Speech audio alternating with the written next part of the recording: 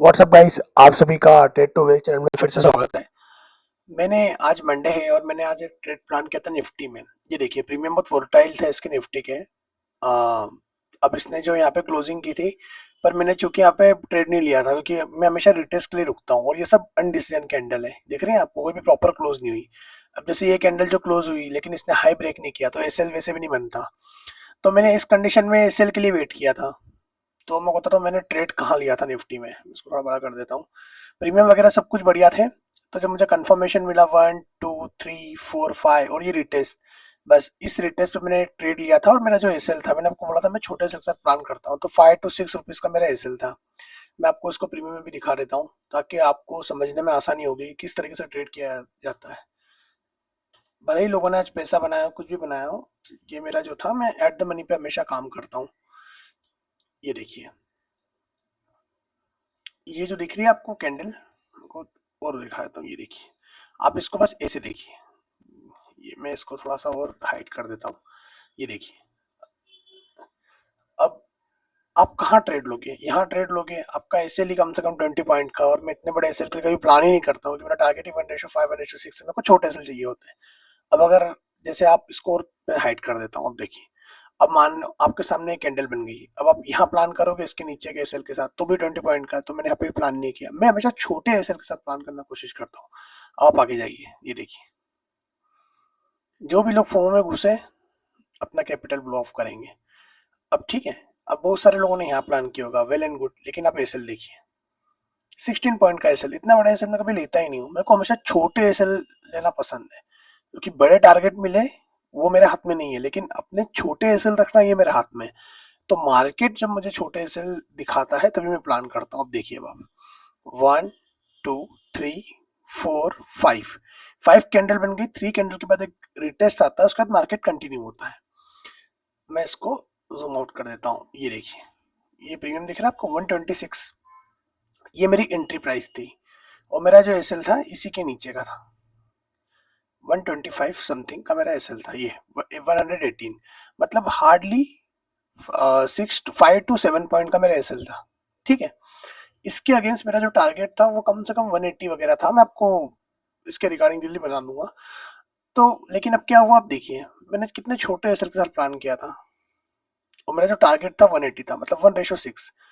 तो अब आप देखिए कि मेरा एसएल कट गया, लेकिन बहुत सारे लोग फोमो में होंगे कि नहीं मार्केट वापस ऊपर जाएगा। जिस तरीके से यहाँ पे लोगों ने अपने एसएल गवाए होंगे, फिर से सोचा होगा मार्केट ऊपर गया तो यहाँ पे चला। वैसे ही बहुत सारे लोगों ने यहाँ एंट्री की होगी, नहीं मार्केट वापस ऊपर जाएगा, जैसे आप देख रहे हैं यहाँ पे रनिंग में जा रहा है। तो लोगों ने अपने एसएल नहीं लगाए होंगे, लेकिन मैं छोटे एसएल के साथ बाहर आ गया। अगर मैं बाहर नहीं आता तो आप देखिए कम से कम 50 पॉइंट का ड्रॉप है गाइस। यही कारण है कि ऑप्शन बायर सबसे ज्यादा पैसे अपने लूज करता है, इसी वजह से कि वो अपना एसएल ही सेट नहीं करता। क्योंकि कई बार क्या होता है कि एसएल कटा, मार्केट ऊपर चले गया। मैंने इसके रिगार्डिंग भी रील अपलोड की है कि मैं छोटे प्रॉफिट के साथ बाहर हो गया, अगर ट्रेलिंग एसएल यूज किया था मैंने। तो यही ऐसे मूवमेंट रहते हैं जहाँ डिसिप्लिन आपको बनाए रखता है। अब मेरा 1 डे 1 ट्रेड की पॉलिसी आप सभी को पता है। मेरा एसएल हिट हो गया, मैं मार्केट से आउट हो गया हूँ। लेकिन मैं वीडियो इसलिए बना रहा हूँ कि अब मैं 12 मार्केट में नहीं घुसूंगा, चाहे मार्केट अब वापस से मेरे टारगेट को हिट कर दे, लेकिन नहीं, क्योंकि डिसिप्लिन ही ऑप्शन बायर के लिए जरूरी होता है। अब मैं आपको निफ्टी के चार्ट में दिखाता हूँ, आपको चीजें और क्लियर हो जाएगी। ये देखो, ये मेरा लेवल जोन मार्क था। ठीक है, ये कैंडल बनी, ठीक, इसी कैंडल के नीचे मेरा एसएल प्लान था, यहाँ से एंट्री हुई। अब मेरा टारगेट जो था देखो आप, मात्र 8 रुपीज के ऐसे पे कम से कम मैं 160 50 पॉइंट कैप्चर करता हूँ। मेरा ऐसे लिट हो गया, मेरे लिए डन फॉर इट है। क्योंकि मैंने रेंज बना रखी है, देखिए आप, इस रेंज के बाहर ही मैं प्लान करूंगा और इससे अच्छा कोई मौका नहीं होता। अगर आप इसमें भी प्लान नहीं करेंगे तो कब करेंगे?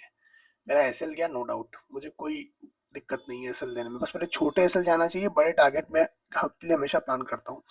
आपको मैंने इससे पहले भी दिखाया कि कैसे मैंने 1:6 अचीव किया है। 4 रुपीज का एसएल 28 30 रुपीज तक मैं ट्रेल करते हुए गया हूँ। तो यही सब लर्निंग, यही सब चीज आपको सीखनी है। फोमो में कभी भी नहीं आना है। हमेशा याद रखो, मार्केट आपको पैसे देने के लिए है। अगर ये मार्केट शूट होता तो अच्छे खासे पैसे बनते हैं, लेकिन अगर आपका एसएल गया है तो कोई इशू नहीं है। आप 1 डे 1 ट्रेड की पॉलिसी अपना डन फॉर डे कर दीजिए। तो मेरे लिए तो आज का हो गया, और आपके लिए लर्निंग मैंने बता दी आपको प्रीमियम के साथ। इसके रिगार्डिंग मैं एक रील भी अपलोड कर दूंगा, आप मेरे इंस्टाग्राम चैनल को लाइक करें, शेयर करें, सब्सक्राइब करें, और इस चैनल को भी लाइक करें, शेयर करें, सब्सक्राइब करें। मैं इंस्टाग्राम की लिंक डाल दूंगा, आप उसमें प्रॉपर देख सकते हैं। ऐसा नहीं मैं सिर्फ बोलने के लिए नहीं करता हूँ, मैं उसको प्रॉपर फॉलो करता हूँ। और हाँ, एक और चीज, और सबसे मैं ये चाहता हूँ कि अगर आप कभी प्लान करें, अपने लिए कुछ बनाना चाहते हैं वेल्थ खुद के दम पे, तो एक फ्लैट ट्रेड का जीरो ब्रोकरेज अकाउंट है, मैं उसकी लिंक डाल दूंगा। आप अगर उसमें ओपन करेंगे तो वो जीरो ब्रोकरेज है। आप ऐसे 10,000 20,000 के कैपिटल के साथ उसमें अपने आप को देख सकते हैं कि क्या आप वाकई ग्रो कर पाएंगे या नहीं, और ट्रेडिंग के लिए बेस्ट है। उसमें किसी भी तरह का कोई ब्रोकरेज नहीं लगता, चाहे आप ऑप्शन करें या ना करें। तो मैं उसकी लिंक भी आपके लिए डाल दूंगा, और अगर आप चाहते हैं कि उसको कैसे यूज करना है, क्या करना है, कैसे ब्रैकेट ऑर्डर लगता है, तो मुझे कमेंट में डाल दीजिएगा, मैं उसके रिगार्डिंग भी आपको डिस्क्राइब पूरा कर दूंगा। तो आज की लर्निंग सिर्फ इतनी थी। तो थैंक यू सो मच मुझसे जुड़े रहने के लिए, और मेरे को इतना सुनने और समझने के लिए। Thank you so much.